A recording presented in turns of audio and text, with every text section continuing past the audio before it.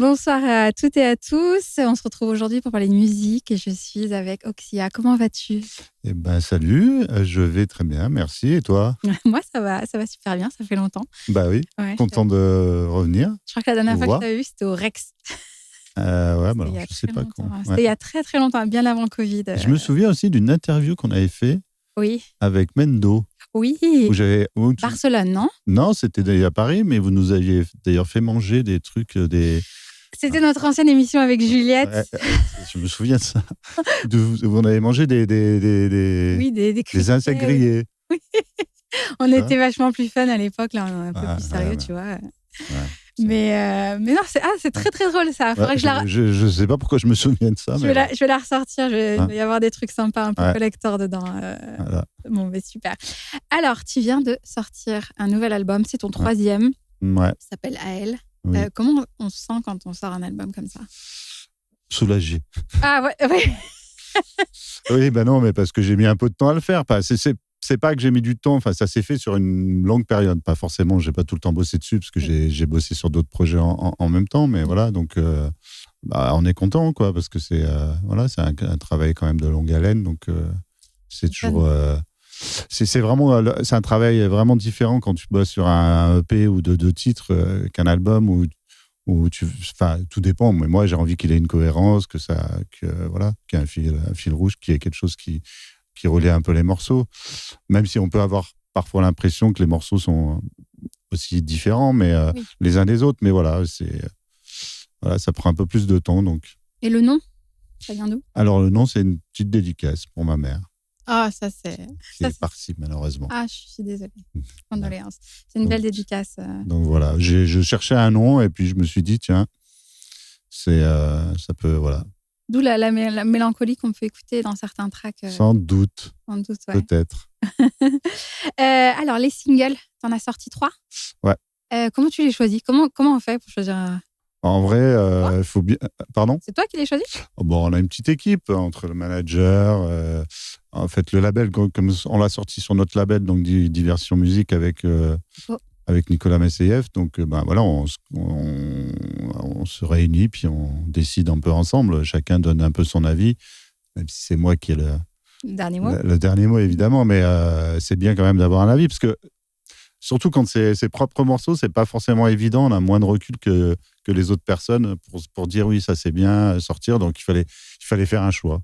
Donc voilà, on l'a fait un peu comme ça. Puis voilà, des fois on peut se tromper dans ces cas-là, mais il faut bien en sortir. Donc on les a fait, et voilà. Et c'est les tracks, j'imagine, que tu as le plus utilisé en club, peut-être, sur tes sets?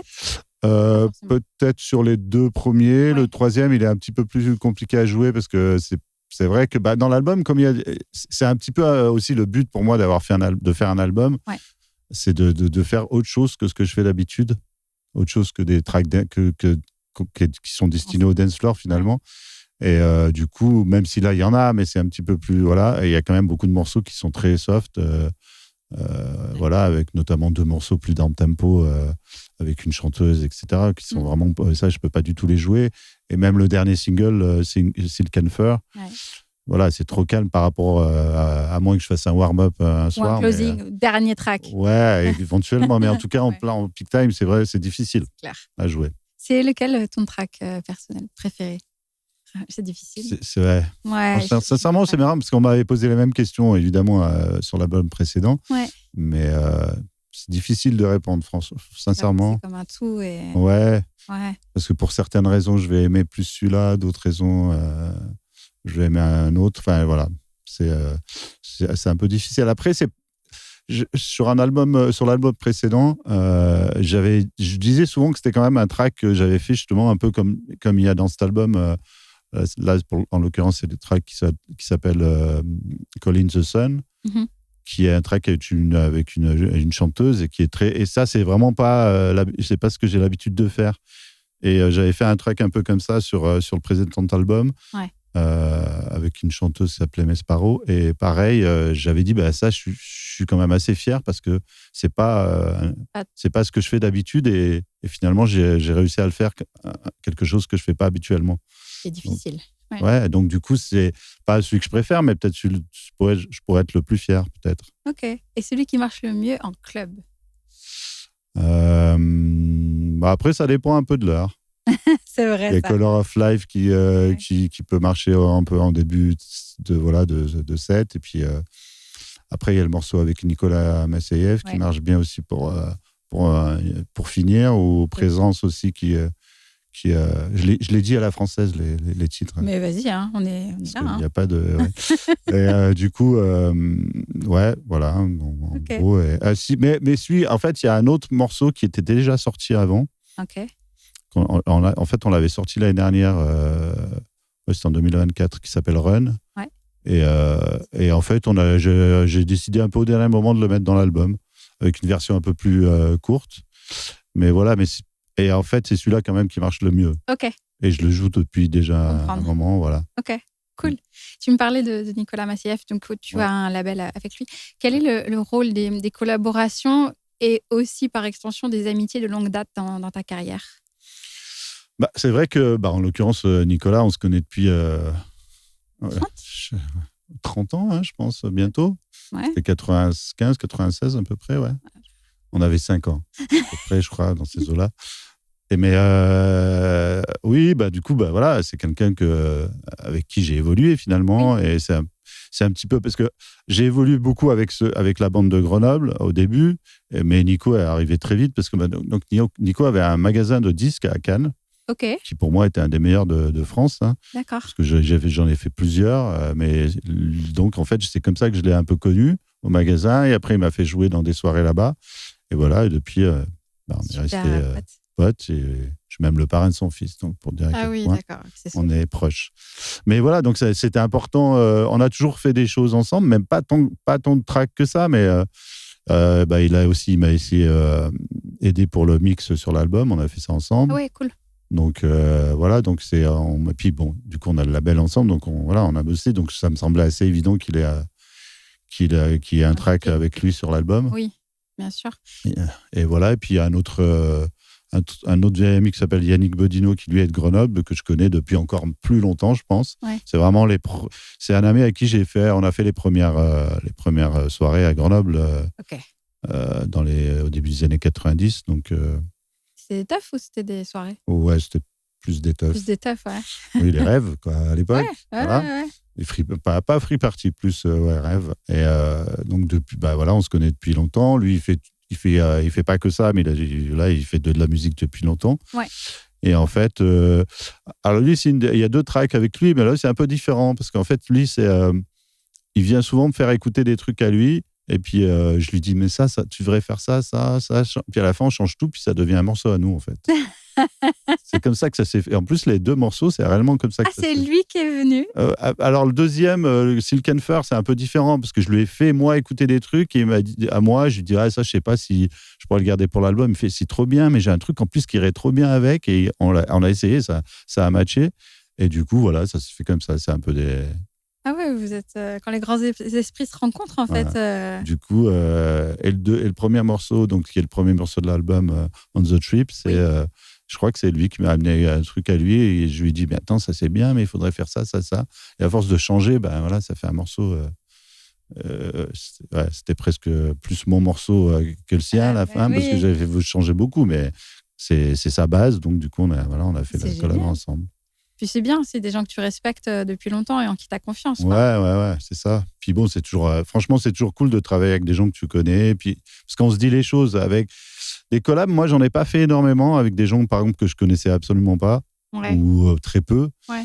C'est moins facile de dire ah non, ça va pas, moi, j'aime pas, nanana. Alors qu'avec des gens que tu connais depuis 30 ans. C'est de la merde, ça. Voilà, on se le dit franchement, quoi. Ouais. Pas de... t'as fait des gros remixes quand même pour des gens, mais un remix, tu le bosses pas avec. Voilà. C'est différent. C'est différent si tu n'es pas du tout en contact avec la personne au début sur la création.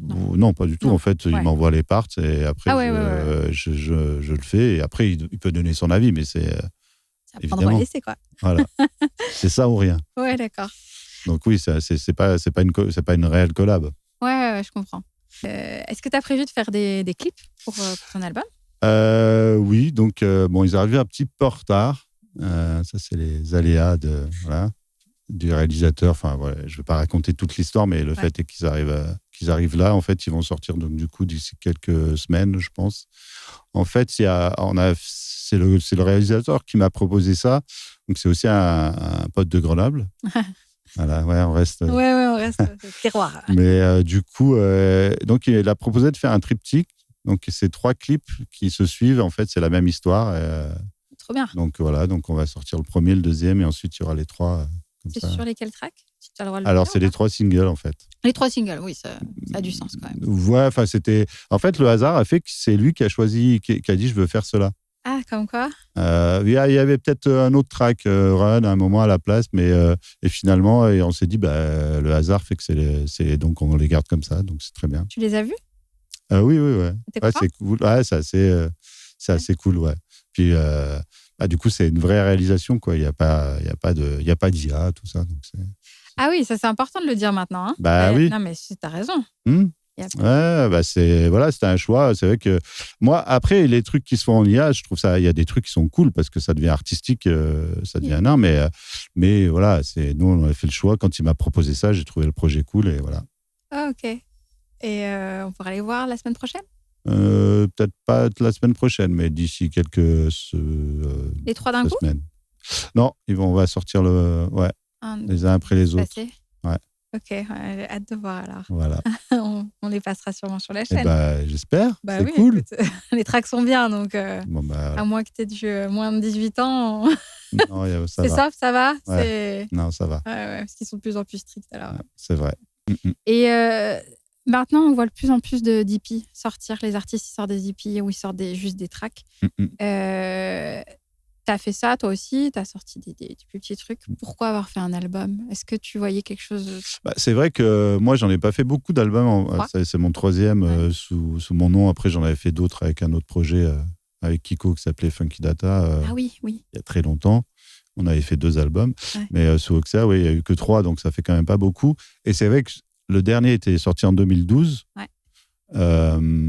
Et du coup, j'aurais voulu quand même en sortir un avant. Et ça a pris un peu plus de temps. Voilà. Et donc, du coup, il sort que maintenant. Mais c'est vrai qu'on se pose beaucoup la question, est-ce qu'il y a encore un intérêt de sortir des albums à l'heure actuelle? Ouais. Après, je ne sais pas, au final. Mais moi, j'avais envie de le faire, donc je l'ai fait. Puis ça donne ce que ça donnera. Et puis voilà. Moi, j'avais envie de faire autre chose que des tracks, que des EP. Et effectivement, la musique, ça passe très, très vite.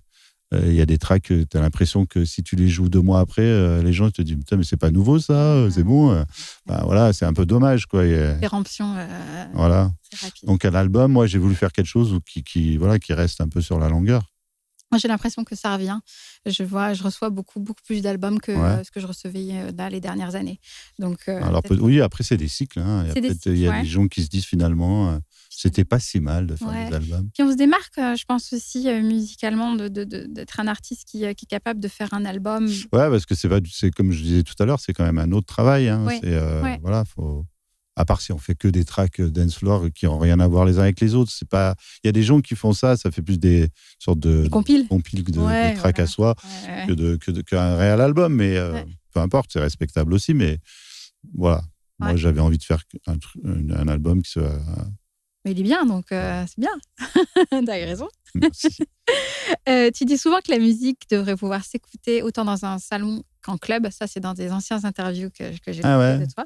Mais j'ai un peu dit ça sur cet album aussi. Hein. Ouais. Je dis ça un peu trop souvent. Tu l'as dit il y a très très longtemps et tu l'as redit récemment aussi. Tu vois, je me répète. Et comment t'as pensé? En fait, oui. En tout cas, pour l'album, c'est un peu comme ça que j'ai pensé. C'est pas forcément le cas pour tous les tracks. Oui. Moi, j'ai fait des tracks qui sont... limite ambiant. Pardon? Limite ambiant? Non, plus dans le sens où j'ai fait des tracks dance floor qui sont, je peux dire, un peu chiants à écouter à la maison tout seul. Voilà, parce que c'est pas forcément mélodique, c'est très rythmique. Voilà, c'est vraiment des tracks destinés à être joués en club et en soirée, enfin en festival. Donc du coup, pour un album, je m'étais dit, même s'il y a des trucs qui peuvent être joués en soirée, il faut quand même qu'on puisse les écouter.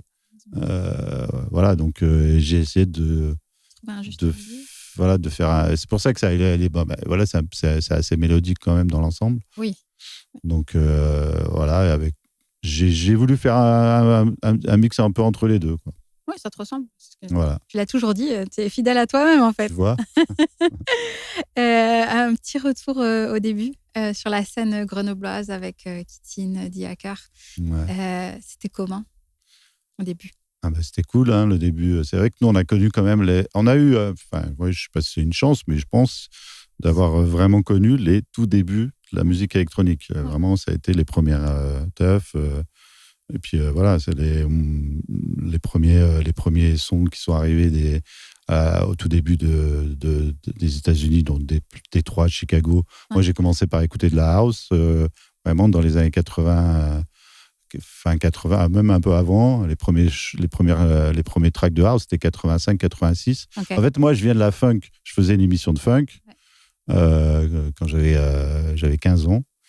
Et en fait, si tu veux, il y a des choses qui sont... la funk, elle a un peu évolué et il y a des choses qui sont arrivées qui commençaient à faire house, quoi. Ouais. Enfin, les sonorités des kicks un peu plus péchus et tout. Et en fait, on s'en est pas vraiment rendu compte tout de suite que c'était un nouveau courant finalement qui arrivait. Et la house, voilà, elle arrive comme ça. Et puis après, tu as eu la techno. Et donc, nous, c'est vrai qu'on a vécu vraiment le tout début, quoi.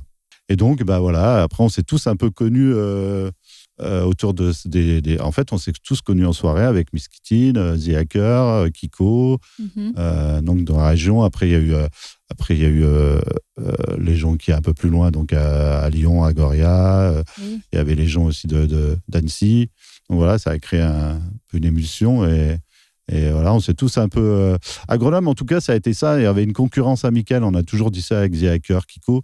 Et à chaque fois qu'il y en a un qui faisait un track qui était bien, j'ai dit, c'est bien, mais allez. Et ça nous motivait à faire mieux, mais c'était pas dans le... Tirer vers le haut, quoi. Oui, voilà, en gros, c'est ça. C'était pas de la compétition.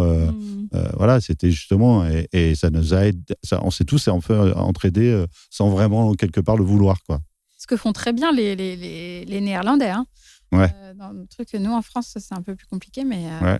Mais en plus, nous, on avait tous un style un peu différent, et du coup, ça a créé ce truc de Grenoble. Avec Kiko, j'ai monté un premier label qui s'appelait Ozone Record, et après, avec The Hacker, on a monté Good Life. Ouais. Un peu plus tard, donc c'était quand même en 98. Ouais. Voilà. Et vous vous entendez toujours? Ah oui, on est toujours potes. Après, on a arrêté le label parce qu'on ne s'entendait plus... artistiquement, musicalement, à force de dire non, ça, moi, je veux pas. Et, ben moi, oui, ben non. On s'est dit non, mais là, on va arrêter. Ça sert. Bien sûr. Voilà. Et puis, on est toujours amis, bien sûr. Et il y a des choses que tu aimerais revoir de la scène que tu as vécue à Grenoble? Des choses que j'aimerais revoir? Ouais, sur comment c'était, que ce soit artistiquement avec les artistes ou au niveau des soirées, quoi. Ouais, après, y a toujours des trucs sympas à Grenoble, il y a toujours des bonnes soirées, mais c'est vrai que c'est forcément un peu différent. Après, moi, je sors pas tant que ça à Grenoble, en vrai. Je sors plus trop. Voilà, donc là, je viens de faire une soirée pour la sortie de mon album. Donc, on a une salle qui s'appelle La Belle Électrique. Oui. Voilà, donc c'est vraiment une très belle salle où c'est à peu près 1000 personnes. Ouais, avec un bon son système, on m'a dit. Ouais. Non, mais c'est une belle salle. Ils font aussi des concerts, ils font tout. Ouais, c'est ça.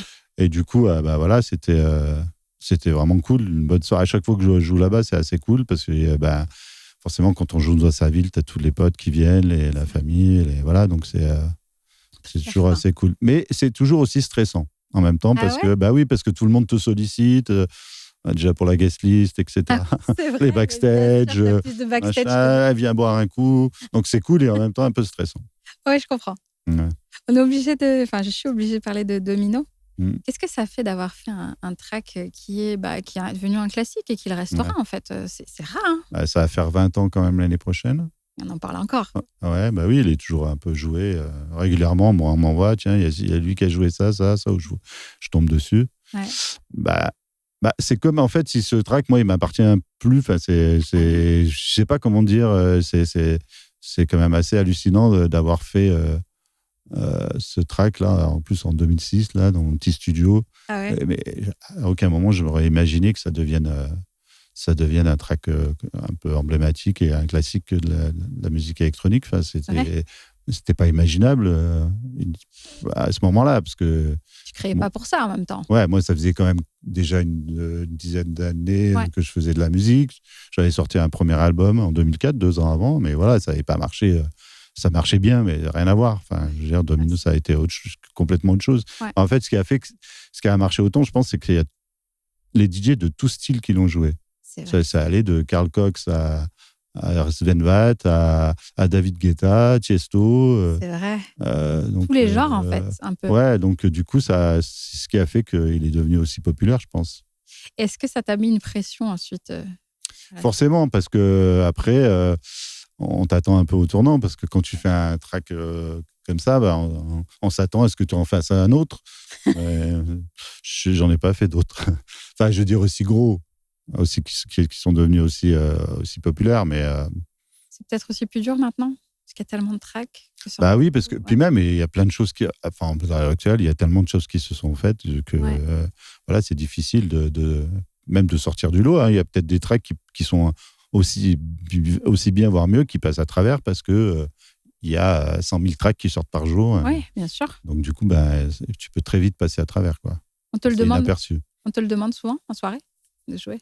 Généralement Tu tout reçois le temps. les téléphones comme ça là, Domino. Ça, oui, ça arrive. Ah ouais. Oui, c'est assez régulier ça. Ouais. Ou les organisateurs, ils demandent, ou les gens qui sont là. Ouais. Tu vas le jouer. Et généralement, en plus, j'attends toujours vers la fin de voir le dernier morceau pour le jouer. Ouais. Donc voilà. Comme ça, les gens restent bien. Voilà, Vous exprès. êtes là. Dans ton propre son, quel fil conducteur tu trouves avec tes 3 albums? Comment tu as évolué? Alors, le premier album, il est quand même. Là, pour le coup, c'est très vieux. Ouais. Parce qu'il est sorti en 2004, donc ça fait plus de 20 ans. Donc forcément, il y a quand même une grosse. Il y a forcément une différence après de 20 ans. Après, avec le deuxième, qui est Ties of Mine, qui est sorti en 2012, oui. Je pense qu'on est un peu dans le même esprit de l'album. C'est un peu le même. Voilà, il y a des morceaux un peu dance floor, des morceaux plus down tempo. Voilà, donc c'est un peu ça le fil conducteur, ce mélange un peu. Émotion. Voilà, entre groove, émotion, intensité sur certains morceaux. Voilà. Ok. Mais c'est le premier qui est le plus différent pour toi. Oui, parce que 2004, voilà, c'est une autre époque quand même, encore. Mais t'en es fier toujours. Oui, évidemment. Oui, d'accord, tu dis pas. Mais il était quand même plus influencé justement par la scène américaine Détroit et tout ça, cet album. Ouais. On était quand même assez à fond là-dedans. Ouais. D'ailleurs, Good Life, le label qu'on a créé, Good Life, c'est en référence. C'est pas parce qu'on avait une belle vie, mais c'est aussi parce que c'est un track emblématique qui vient de Détroit, de Inner City, donc ah oui, bien sûr. de Kevin Sanderson. Oui. Et donc c'est le titre. C'est aussi pour ça qu'on a appelé Good Life le label. C'était un peu un hommage à ce titre un peu emblématique qui est sorti, je crois, en 89, il me semble. Ouais, c'est donc possible. c'est très vieux. Et du coup, tout ça pour dire quoi? On parlait de ton premier. Oui, donc l'album, était quand même vachement plus influencé. Détroit. Ouais, donc là, depuis, ça a évolué. Mon son, il a un peu évolué. Ça, voilà, En fait, moi, j'aime plein de choses dans la musique électronique. J'ai jamais réussi à rester que dans un style. Il y a plein d'artistes comme ça qui restent dans un style. Et du coup, c'est bien parce qu'ils ont une vraie identité. Mais moi, j'ai envie de dire, mon identité, c'est de faire plusieurs trucs, plusieurs choses que j'ai envie de faire, que j'aime. Donc, voilà. Plus éclectique, quoi. Ouais. Tu as connu l'Atari, les samplers et les plugins. Qu'est-ce qui reste indispensable dans ton process en studio? À l'heure actuelle, c'est vrai que j'utilise de temps en temps, mais pas beaucoup moins d'hardware, de synthé, tout ça. Et c'est vrai que depuis que je suis passé sur un Mac portable, du coup, en fait, j'ai tout dedans et je fais beaucoup de musique. Ça m'a fait beaucoup gagner de temps. En fait, je fais beaucoup de musique dans l'avion, sur les longs courriers, quand tu as 14 heures de vol. Tu produis, là. Et que tu n'arrives pas à dormir, je fais de la musique dans les hôtels. Quand je suis tout seul ou je vais un peu me promener, mais bon, une fois tout seul, je m'embête vite. Du coup, je rentre à l'hôtel et je fais de la musique. Donc, ça m'a fait gagner beaucoup de temps. Ouais. Parce que je fais les bases et tout ça, ou les structures des morceaux. Puis après, en studio, je les mixe une fois que je reviens en studio. Donc, c'est vrai que du coup, je me suis habitué à utiliser beaucoup de plugins, finalement. Et du coup, tu es plus aussi réactif quand tu as de l'inspiration, j'imagine, de Ouais. devoir avoir ton Mac. Bah, effectivement, quand je pars en tournée, des fois sur 2 semaines, ou voilà, ben, ça me permet de pouvoir tout de suite, si j'ai une idée, de pouvoir la mettre en place, quoi. Comment tu gères les pannes d'aspiration? Comment je gère les pannes d'aspiration? Inspiration, ouais. Bah, écoute, Il y en a, si t'en as, il y en a. évidemment, comme je pense que tout le monde, hein, la peur de la page blanche, Ouais, ouais, c'est un peu chaque, je pense, chaque artiste, quelle que c'est soit ça. d'ailleurs la discipline. Bah voilà, il faut laisser passer, se dire que ça va revenir, et puis voilà, hein. On fait autre chose en attendant, on réessaye de temps en temps, et puis on voit. T'en as eu quand t'as fait l'album? Ouais, j'ai eu des moments de doute, ouais. C'est pas, après, des fois, c'est pas forcément, ça n'a pas été c'est pas forcément l'inspiration, mais plus est-ce que je fais plus ça, comme ça? Voilà, j'ai un peu, ouais, j'ai Combien de toujours eu questions? des doutes, oui, parce que Ouais. moi, en plus, je suis quand même assez comme ça, Ah, ok. à me remettre en question, à savoir, puis un peu perfectionniste aussi, donc je cherche toujours, est-ce que c'est mieux comme ça? Comme ça, je vais faire 10 lignes de basse pour en choisir une. Voilà. Ouais, ouais. Donc, voilà. C'était ma prochaine question. Est-ce que tu as eu des moments de doute, mais aussi des moments de doute au niveau de ta carrière en 30 ans? Des moments de? De doute? Ouais. Ouais. Ah bah oui, oui, bien sûr. Ouais.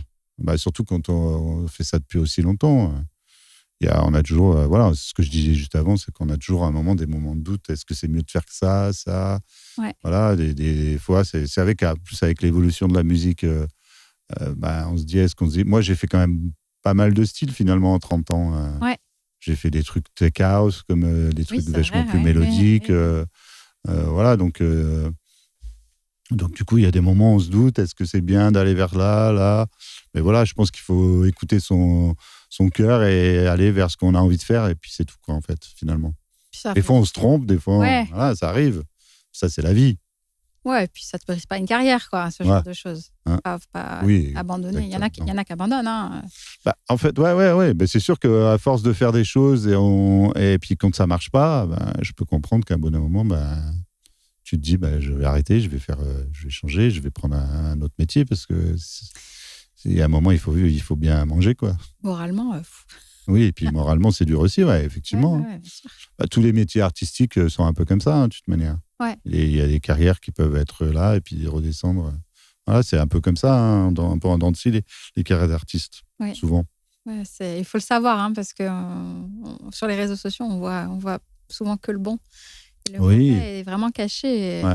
les jeunes. Je crois que j'ai vu passer un truc, justement, un article qui parlait un peu de Mental ça, health. un peu des, voilà, notamment ça parlait de, comment il s'appelait, celui qui c'est, Avicii. Da Vinci, ouais.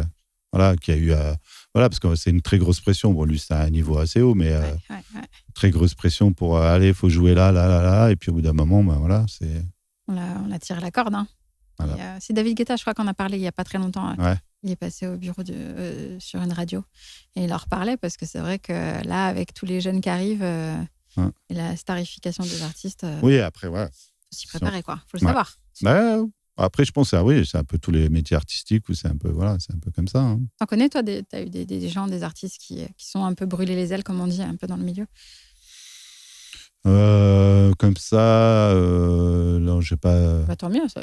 Non, mais enfin, oui, enfin, il y en a sans doute, hein. Ouais. Pas proche, en fait. Voilà. Ouais. Ouais. Oui, des gens qui ont fait un peu n'importe quoi, Il y a ça. et qui sont tombés dans l'alcool ou la drogue. Voilà. Oui, on en connaît, ouais, ça, Hein. c'est sûr.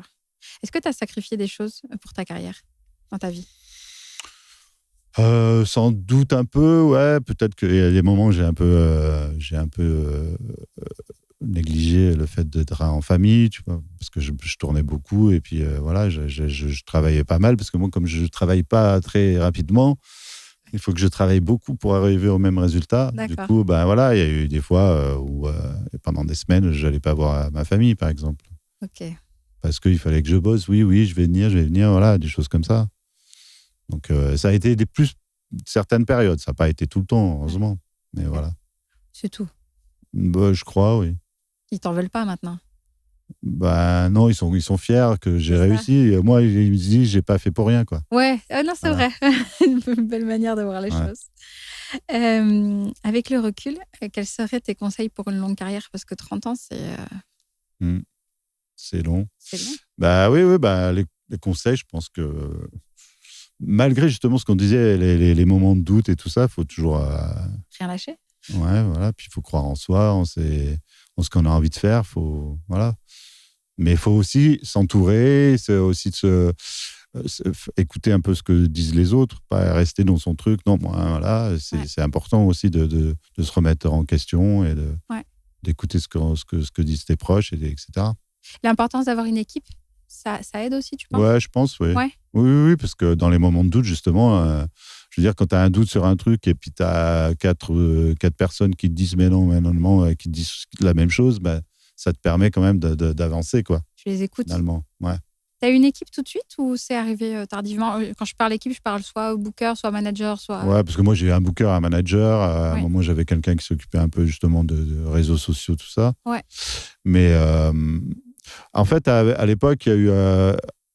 on a monté le label Good Life avec The Hacker, Michel et Alexandre Reynaud qui en fait, gérait un peu tout et il faisait un peu notre manager, machin. Donc, c'était... Voilà. Et après, mon premier vrai booker, je l'ai eu en 2004, donc ça faisait déjà quelques temps que je tournais un petit peu, ouais. Ou peut-être un peu avant, mais voilà. Et tu as vu ta carrière changer? Oui, forcément, parce que c'est un vrai métier. Hein. On peut pas. Moi, je me verrais pas. Des fois, des gens, ils me disent, mais t'as quelqu'un qui s'occupe des. Je suis oui. Moi, je pourrais pas. C'est pas mon métier d'aller chercher. Après, ça m'arrive d'aller chercher parce que c'est des potes.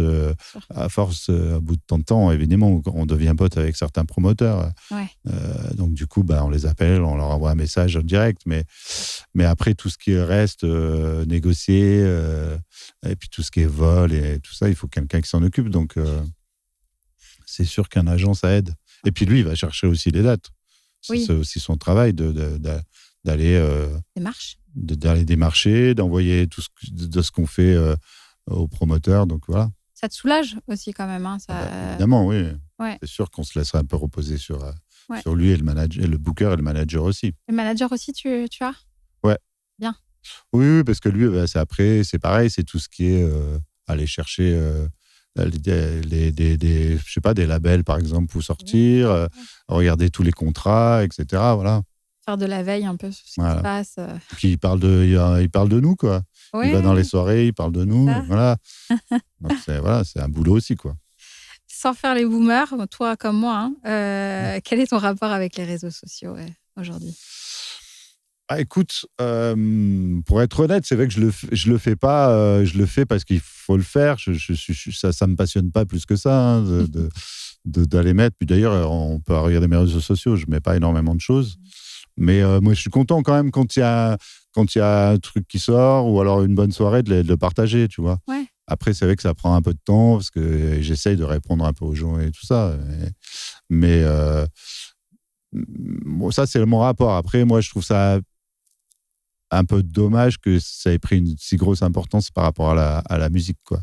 Ouais. Parce qu'on a l'impression que l'image est plus importante que la musique presque maintenant dans notre métier, quoi. Il y avait une étude là-dessus qui était sortie, c'était Garnier qui en avait parlé dans un interview. Je crois que j'ai... Un pourcentage de nouvelles artistes qui pensaient que leur image sur les réseaux sociaux était plus importante que la musique. C'est un peu... Ouais, je crois qu'il s'énervait un peu, non? Oui, attends. C'est Laurent, il est comme ça. Mais oui, mais je crois que je l'avais vu. Mais ouais, il avait raison, c'est un peu ça, ouais. C'est un peu dommage que ça soit... On attache plus d'importance à un artiste qui a beaucoup de followers sur les réseaux sociaux qu'à un artiste qui fait vraiment de la super musique et qui a très peu de gens qui le suivent. Donc ça, c'est un petit peu triste quand même. Bien sûr. Et c'est toi qui les gères, tes réseaux sociaux, du coup, maintenant? Oui, plus ou moins, avec mon manager. Voilà. Ok. Et sur ta santé mentale, est-ce que tu vas dessus, tu regardes ce que font les autres, est-ce que ça a un impact?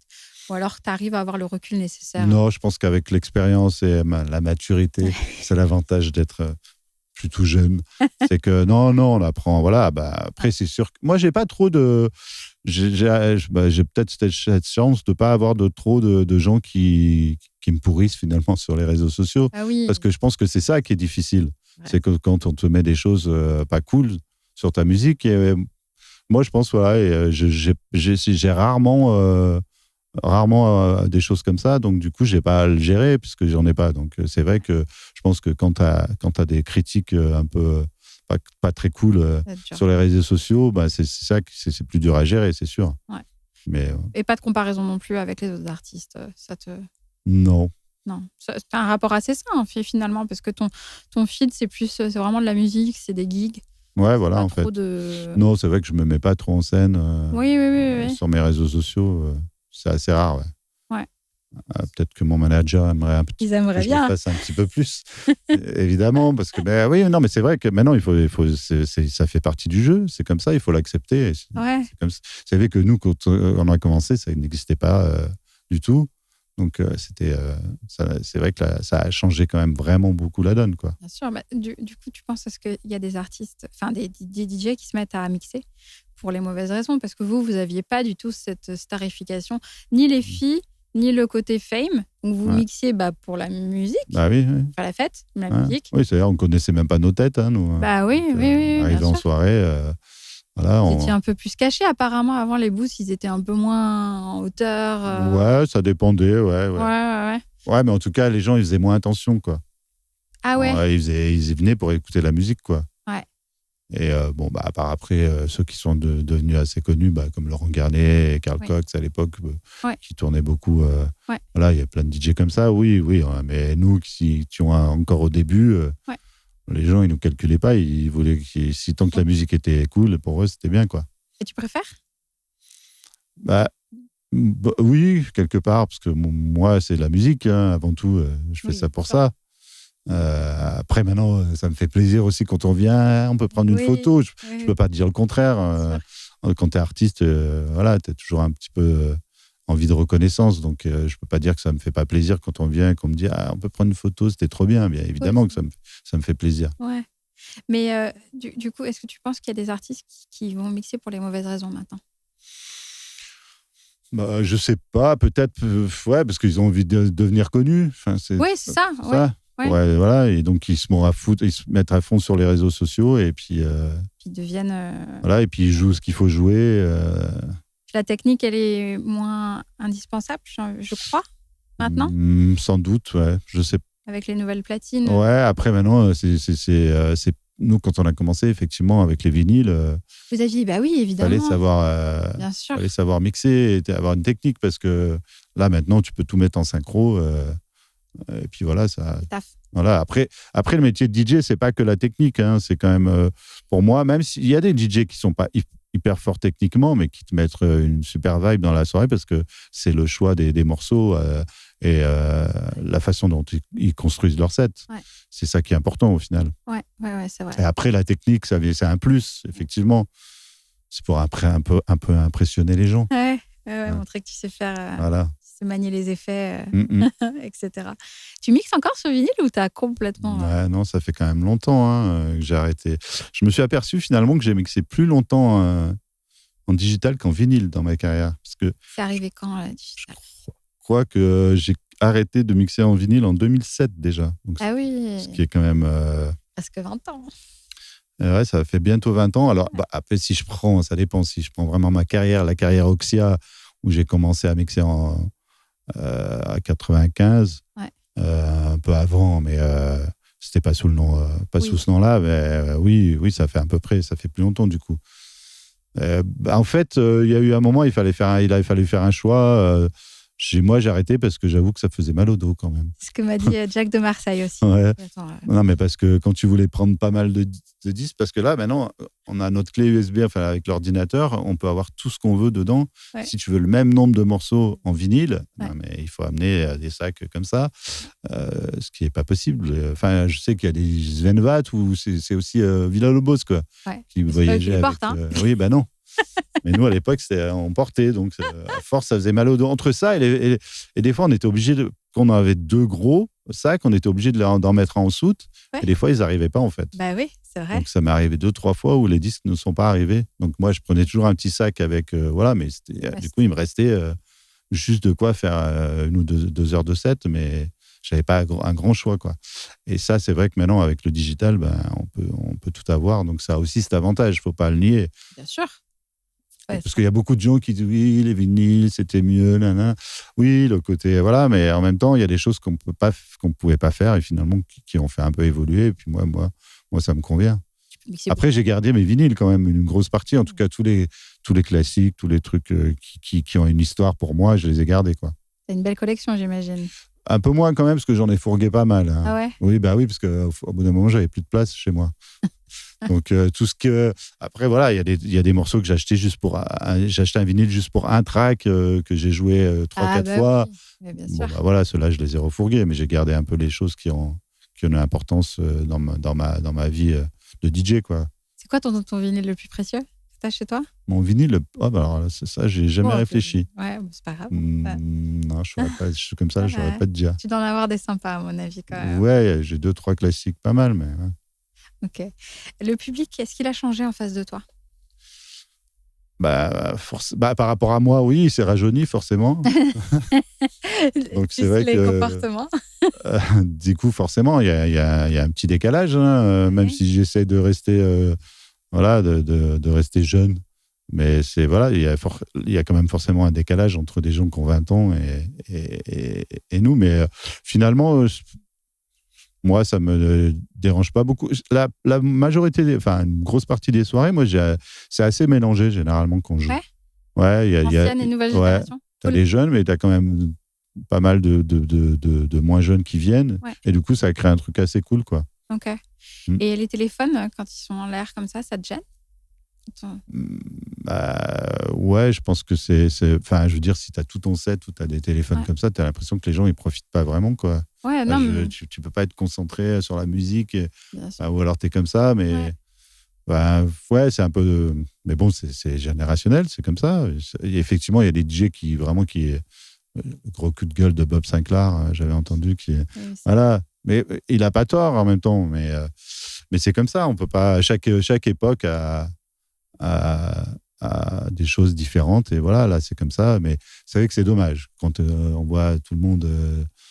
C'est pour ça qu'il y a quand même pas mal de clubs. Il n'y en a pas tant que ça finalement, mais qu'il y a quelques clubs où oui, ils interdisent en fait. En plus.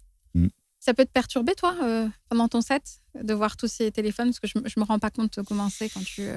Perturbé, j'irai pas jusque-là, mais je me dis, est-ce que là, ouais. En même temps, tu te dis, ça veut dire que les gens, ils ont envie de garder ce moment en mémoire, donc c'est un peu paradoxal, parce que ça veut dire que aussi... en fait. Voilà, oui. Bah, oui, sinon, s'ils s'en foutaient, ils le feraient pas, donc c'est un peu... voilà. Ça me perturbe pas. Enfin, si c'est tout mon set, oui. Si c'est une fois de temps en temps, bon, voilà. Mais quand c'est vrai que si tu as tout le dance floor qui fait ça, oui, c'est pas très... Ouais, ça doit être perturbant. Qu'est-ce que tu penses de la réduction aussi des durées de set, que ce soit en festival, même de plus en plus en club aussi? Parce que maintenant, les artistes sont bookés pour 1 heure. Ouais. Et récemment, j'ai joué 1 demi-heure. Quoi? Ouais, oui, ils avaient mis trop de DJ. Enfin bon, je ne sais pas exactement c'est quoi l'histoire. Ensuite. Et oui, non, là, ça veut rien dire. Ouais. Mais déjà, moi, même 1 heure, généralement, moi, sur mes contrats, c'est marqué 2 heures minimum. Bien. Mais après, il y a des fois où on te dit, c'est soit tu joues dans ce festival et tu joues 1 heure, soit tu joues pas. Ouais. Donc, il faut faire un choix à ce moment-là. Bien sûr. Mais c'est vrai que jouer 1 heure, c'est vraiment court, quoi. T'as pas le temps de vraiment de raconter un truc, de mettre dedans. Le temps de te mettre dedans, il faut arrêter, quoi. Mais donc, ouais, c'est un peu dommage. Heureusement, il reste quand même des endroits dans les clubs où on peut jouer plus longtemps. Alors, récemment, j'ai joué au Mexique à un club qui s'appelle Bar America à Guadalajara. C'est le contraire. C'est 5 heures, sinon tu joues pas. C'est génial. Ouais. J'ai joué 5h30, je crois. Donc, je ne l'avais pas fait depuis très longtemps et ça m'a fait un peu flipper parce que je ne suis pas non plus un DJ de très, très long set. Moi, j'aime bien jouer 3 heures, 4 heures. Voilà, maintenant, c'est considéré comme... Ouais, c'est des longs sets. Oui. Mais là, quand ils m'ont dit 5 heures, et finalement, j'ai joué 5h30, ils m'ont dit, mais tu veux continuer un peu? Encore, là, après, avec les 8 heures de décalage horaire, je commençais à fatiguer à 6 heures du matin. Mais c'était cool, c'était super bien. Comment tu prépares un set comme ça qui est long? C'est vrai que c'est complètement différent parce que moi, après, je prépare pas vraiment mes sets dans le sens, je sais pas ce que je vais jouer au moment où je vais arriver dans le club. Je fais des grosses playlists où je mets ce que je dis ce soir, j'ai envie de jouer ça, et puis après, c'est pas forcément l'ordre. Et voilà, j'improvise. Ouais. Mais là, effectivement, que tu joues 5h30, il faut quand même gérer un peu parce que si tu joues tous les trucs, tes trucs. Des bangers tout voilà, de suite. Après, tu fais bon, qu'est-ce que je fais? Non, bah là, j'ai construit, j'ai joué justement. Ce qui était cool, c'est que j'ai pu jouer des trucs que je jouais pas souvent. Donc, j'ai vraiment commencé assez tranquille au début de soirée. Et puis je suis monté petit à petit, quoi. t'as testé des tracks et tout. Ouais, des tracks que j'ai peut-être jamais joué en fait, finalement. Ah ouais, oui, parce que quand tu joues en peak time et que tu joues 2 heures, c'est des trucs que tu peux pas jouer forcément. Donc là, mais ce qui a été cool d'ailleurs. Okay. Et voilà. Pour finir cette interview, qu'est-ce que tu peux me dire sur la suite? Parce que là, 3e album, Est-ce que j'en ferai un autre? Je sais pas. Ça, on verra. Mais en tout cas, il ne faut pas que j'attende autant de temps, parce que là, ça fait quelques années. Mais je ne sais pas. Pour le moment, j'ai sorti cet album. Maintenant, je vais continuer à faire de la musique. Et puis, ça sera certainement pour des EP. Voilà, j'ai remix à faire. Voilà. Donc, je laisse un peu faire, là, maintenant. T'as des remixes, là, qui vont sortir? Non, je suis en train d'en faire un, mais je... Okay, t'as pas le droit d'en parler. Non, tant que je l'ai pas fait, je préfère pas en parler. S'il ne l'accepte pas, donc... oui, c'est vrai. Voilà. On va pas faire de... Ouais. Bon, après, c'est pas... Voilà, c'est pas un trop gros truc, mais c'est cool. Moi, je fais un peu au feeling, les remixes. Hein. C'est pas forcément... si c'est un artiste que j'aime bien ou un label que j'aime bien, je le fais. C'est ça. Ou un track, je me dis là, j'ai envie de... Ah ouais, je vois très bien ce qu'il faut faire. Voilà. Qui te plaît et tu vas le faire. Voilà. Donc maintenant, j'ai des projets, je continue à faire de la musique, mais il n'y a pas de... Okay. Voilà. Tu vas mixer là un peu, tu vas... Oui. Il va falloir aller jouer partout. Et c'est ça. Ouais. Écoute, je te souhaite le meilleur pour ton album. Merci beaucoup, en tout cas, de m'avoir reçu. J'ai tout écouté d'une traite pour vraiment me mettre dedans. Et... Ouais, c'est vrai que l'album, c'est comme ça qu'on doit l'écouter. Tout le monde ne le fait pas, mais voilà. Après, chacun l'écoute comme il a envie de l'écouter. Bien sûr, c'est ce voilà. qu'on veut. Je n'impose rien. Merci pour tout. Merci à vous. Bonne suite. C'était cool, merci. Salut.